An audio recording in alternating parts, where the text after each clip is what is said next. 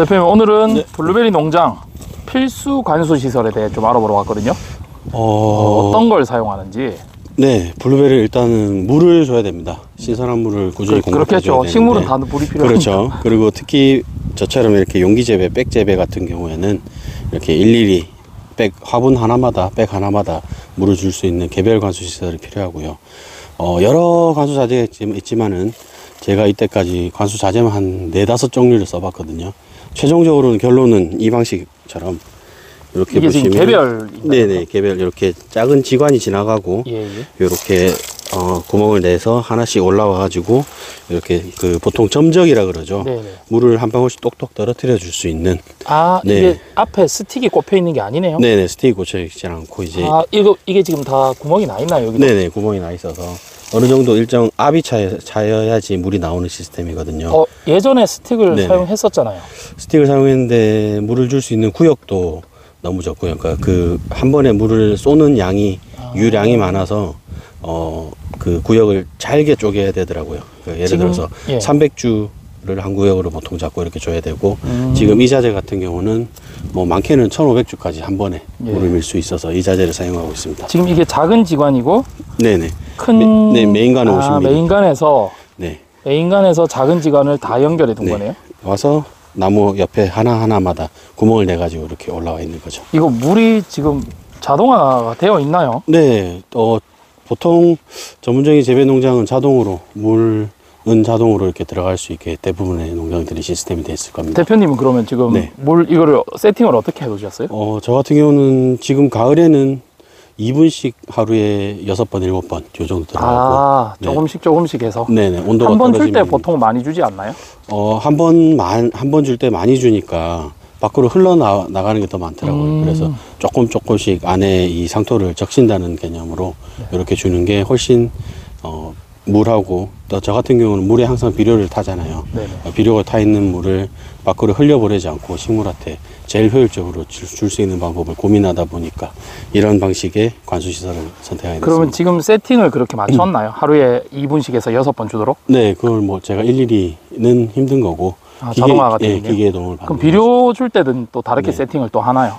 아닙니다. 그냥 뭐 제가 블루베리 쪽으로는 어떻게 보면 제일 비싼 관수기계, 양액기를 쓰고 있는데, 걔네가 비료를 좀 진하게 타놓으면요, 세팅 값을 입력해 놓으면 몇 분에 물이 몇 분 들어가고, 들어갈 때 비료 농도를 얼마 정도로 이렇게 알아서 자동적으로 갖고 와가지고 물을 주는 시스템입니다. 지금 묘목구역에는 묘목구역에는 이게 좀 다른데 스프링쿨러인가요? 네, 이게? 스프링쿨러죠. 얘네들은 어떻게 보면 물만 들어가는 거죠. 맹물만 들어가는 거고, 나머지는 예전처럼 뭐 유박이라든지 화학 비료를 손으로 뿌리는, 그렇게 물을 주고 있습니다. 예, 대표님, 그러면 관수 시설은 한 번 설치하면 수명이 어떻게 될까요? 뭐 제 기준에서는 뭐 밸브가 깨지지 않으면 그냥 배관 같은 경우는 계속 쓰고요. 수도관 이렇게 딱딱한 걸 쓰기 때문에 쓰고, 그 다음에 아까 보셨던 그 보통 미니 드립이라고 하는데 이렇게 그 동그란 링처럼 생긴 거, 걔네들은 업체에서는 5년을 보증을 하는데 농가에서 어떻게 쓰냐에 따라서 잠깐 노출이 되고 이럴 수 있어요. 그렇죠. 그리고 또 어떤 비료를 타서 주느냐에 따라서, 아니면 맑은 비료물을 이렇게 밀어 넣느냐에 따라서 짧게는 3년, 길게는 한 7년 정도, 이 정도 주기를 잡고. 지금 이런 물탱크 밖에도 몇 개가 있던데, 그게 이거랑 여기 이런 것들은 수명이 다 괜찮나요? 얼마 정도? 햇볕에 직사광선에 노출되지 않으면 모르겠습니다. 제가 저기 12년 된 물탱크도 아직 잘 쓰고 있으니까. 밖에 그럼 노출되는 거는 조금 그래도 뭐 10몇 년은 쓴다고 봐야 되나요? 저도 노지 농장은 노출돼 있으니까 그것도 12년 정도는 버티고 있더라고요.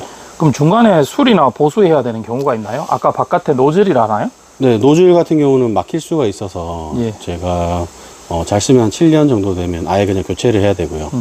사실 제일 취약한 부분이 겨울에 얼었다가 녹았다 하면서 안에 물이 고여 있으면 요런 모터 부분, 수리 안 된 게 있네요. 요런 부분이, 쇠 부분이 이렇게 물이 차 있으면 깨진다든지, 아니면 밸브 부분, 연결 이음 부분, 요런 부분들이 깨지면서 좀 교체를 해야 될 부분이 좀 그러면 있죠. 전체적으로 큰 기계 같은 거는 뭐 따로 수리나 보수할 일은 거의 안 생기네요? 크게 없어요. 그냥 뭐 중간에 쓰다가, 이 기계 이제 4년, 5년 됐는데 한 번도 수리는 하지 않았으니까. 노즐이 아까 전에 말씀하신 게 업체에서는 5년이라고 했는데 잘 쓰면 뭐 7년까지도 써지네요? 그러니까 이물질을 되도록이면 여과기를 통해서 다 걸러낸다 그러면 크게 문제 없이 한 7년 정도 쓸 수 있지 않을까. 지금 이게 생각입니다. 비싼 건가요? 요 기계 한 대만 요 부분만 해서 1,000만 원 정도. 그 뒤에 지금 버튼이 있는 것도 다 지금 관수 관련이죠? 아니요. 얘네들은 뭐 전기 뭐 관정 그다음에 뭐 물 퍼내는 펌프 용도고요. 예. 요 부분 보시면 돼요. 네, 전기는 아니고. 그럼 지금 대표님 네네. 4,000평 블루베리 농장에 네네. 관수 시설 들어간 비용이 총 얼마 정도 될까요? 물론 뭐 자재비가 지금 많이 올랐지만 그때 20년도에 설치할 때 네. 4,000평 기준으로 이 기계를 썼을 때 이 네. 기계 1,000만 원짜리 기계를 넣었을 때 해서 2,700만 원 정도. 예, 노즐 작은 세세한 것까지 다 합쳐서? 네, 맞습니다. 그러면 관수치고는 많이 들어간 거죠? 다른 뭐 일단 1,000만 원이 업이 됐죠. 물론 얘에서 조금 아래 단계 기계인 뭐 관비기를 썼으면 600만 원 정도 절약을 해서, 그러니까 그 기계가 400만 원 정도니까 600만 원 절약할 수도 있었고, 뭐 아니할 말로 단순한 관수 판넬, 네. 자동 관수 판넬은 4구역 해도 한 60만 원 정도니까 그럼 또 940만 원을 절약할 수 있었겠죠.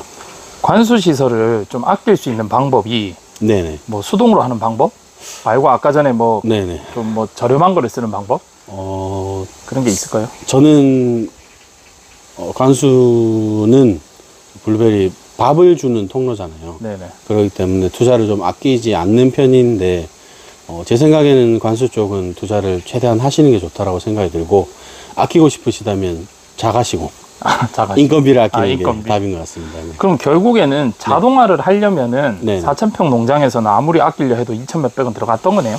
거기다 관정까지 하면 한 3,500 뭐 요 정도, 전기까지 하면 거짓 뭐 3,600, 700 정도는. 자동화를 들어가는 유지하면서 가격을 아낄 수 있는 방법은 없나요? 인건비 말고는? 제 생각에는 없습니다. 네. 없네요. 네, 없습니다.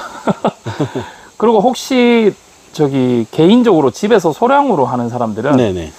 관수 시설이 따로 필요 없겠죠? 예를 들어서 좀 많이 하시는 분들은 전원주택에서 한 4, 네. 50조 하시는 분도 계시잖아요. 그 정도는 자기가 좀 부지런하시다 그러면 손으로 일일이 주실 수 있으니까 예. 가능하시지 않을까 싶고, 뭐 요즘에는 인터넷상에 이렇게 찾아보면 수도 꼭지에 연결한 뭐 관수시설, 자동 관수시설 이런 것들이 타이머로 해서 이렇게 쓰는 게 있거든요. 그런 소량일 부분은- 때는 가능하겠네요. 네네, 그렇죠. 그러면 한 몇 평 정도 되면 자동화를 하는 게 나을까요? 예를 들어서 500평 농장 같은 네네. 경우는 뭐 2, 3천만 원 투자하기가 조금 아깝지 않을까요? 그럴 때는 이제 기계 스펙을 다운시키는 거죠. 그냥 자동으로 시간이 되면 모터가 돌아가서 물탱크에 있는 물을 나가게 할 수 있는. 그것도 자동화는 자동화인가요? 네, 자동화는, 그러니까 물이 자동으로 다니까 자동화는 맞는데, 네. 저 같은 경우는 비료를 좀 진하게 타놓고, 네. 기계가 알아서 농도를 맞춰서 이렇게 빨아가는 그런 시스템까지는 사실 소형 농장에서 이 쉽지 지금 않죠. 기계가 네네. 지금 얘들한테서 알아서 비료를 섞어버리나요? 어떻게 그렇죠. 그러니까 제가 비료 농도를 세팅을 해놓으면 네네. 그걸 EC라 그러는데, EC를 설정해 놓으면 EC? EC, 예, 네. 이온 전도도라 그러는데, 네. A 탱크에서 얼마, B 탱크에서 얼마, C 탱크에서 얼마 이렇게 비료를 빨아가지고 그거를 여기 혼합 탱크, 믹싱 탱크에서 이렇게 섞어가지고 그 EC 체크를 한 다음에 이렇게 내보내는 거죠. 대표님 지금 관수 자재도 판매를 하고 있다면서요? 네, 아까 그 동그란 그 원형 노즐? 네, 노즐 그거 부분은 판매. 정식 명칭이 뭔가요? 보통 저희 거는 뭐 미니 드립이라고 그래요. 미니 드립? 예, 미니 드립. 그거는 드립. 직접 만드시는 거예요? 장마 때 비 오면 밖에 할 일이 없으니까 쪼그리 앉아가지고 그걸 어떻게 만들어요? 그냥 줄을 사서 구멍을 뚫는 건가요? 그렇죠. 잘라가지고 구멍은 뚫려 있고요. 그러니까 네네. 자르고 부속을 넣어서 이렇게 일일이 하나씩 부속이라는 게 조립을 하는 이음 부속인가요? 그렇죠. 예, 뭐 티도 있고 그다음에 니플이라고 배관에 꽂는 또 플라스틱 부속이 있고 그거 그렇습니다. 어디 있을까요? 한번 보여주시겠어요? 네, 잠시만요. 네. 이게 네, 이렇게 반조립 상태로 저희가 만들어 놓고요. 농가에서는 이렇게 갖고 와서 이게 아까 전에 중간에서 네, 중간에 좀 작은 지관이라고 그러죠. 예, 작은 조그마한, 지관에서 네, 말랑말랑 꼽아서. 배관을 꽂고 얘는 나무를 감싼 다음에 이렇게 꽂는 거죠. 그러면 하나의 관수가 완성이 되니까. 이게 혹시 노지에서도 사용이 되나요? 노지에서도 가능합니다. 노지에서 가능한데 노지에서는 이렇게 일일이 하나하나 하면 인건비나 비용이 많이 들어가니까 네. 차라리 얘가 더 굵고 물량이 많은 점적 호수가 있습니다. 네. 그거를 보통 2줄 혹은 두둑마다 2줄 혹은 나무가 크다면 4줄까지. 작업을 이렇게 해놓으신 건가요? 네, 장마 때 쪼그려 앉아서 열심히 만들었습니다. 색깔은 왜 다른가요? 아니요, 여기는 중간에 흰색. 쓰고 네. 이렇게 하나씩 해서 구멍이 7개나 있어서 7구멍에서 물이 한 방울씩 떨어져서 이렇게 이게 지금 대표님이 쓰시려고 작업해 놓은 건가요? 제가 쓰려고 했고 교체를 다 하고 남은 물량이 요 정도 되고요. 근데 사가시는 분들은 뭐죠?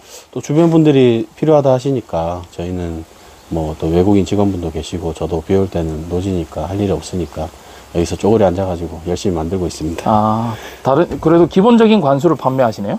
네, 이 부분을 농가분들이 많이 찾으세요. 왜 그러냐면 이 까만 색깔 미니 드립이 이게 한 롤이 1100m 정도, 1100m 정도 되는데 그렇게 하면 실제로 만들면 1200개에서 1300개 백을 그 용기에 줄 수 있는 자재가 나오는데 뭐 대형 농장에서는 그 자재를 사서 만드셔도 되는데 예를 들어 200~300주 키우는데 이 자재가 쓰고 싶다 해야 되는데 판매 단위는 한 롤이니까 어쩔 수 없이 이렇게 좀 제작이 돼 있는 거를 구매하시는 편이 많죠. 그 끝에 스틱 꼽는 것도 예전에 많이 썼는데 요즘에는 뭐 막힘이라든지 여러 가지 문제 때문에 기본적으로 예전에는 그냥 블루베리는 물만 줬다라고 하면 요즘에는 다 비료를 이제 물에 타서 주는 방식으로 가다 보니까 물로 주는 거는 심할 경우에는 한 70~80%는 그냥 다 흘러나와 버리니까 비료를 탄 비싼 물이 흘러나가는 걸 방지하기 위해서 천천히 한 방울씩 떨어뜨리는 이 점적 방식으로 대표님께서 지금 4~5번 관수로 바꿨다 하셨나요? 네네. 그러면 결국에는 이게 지금 제일 효율적이라서 이걸 사용하시는 거네요? 네. 특히 노지 백재배는 이 방식이 제일 지금 상황으로는 효율적이라고 생각합니다. 알겠습니다.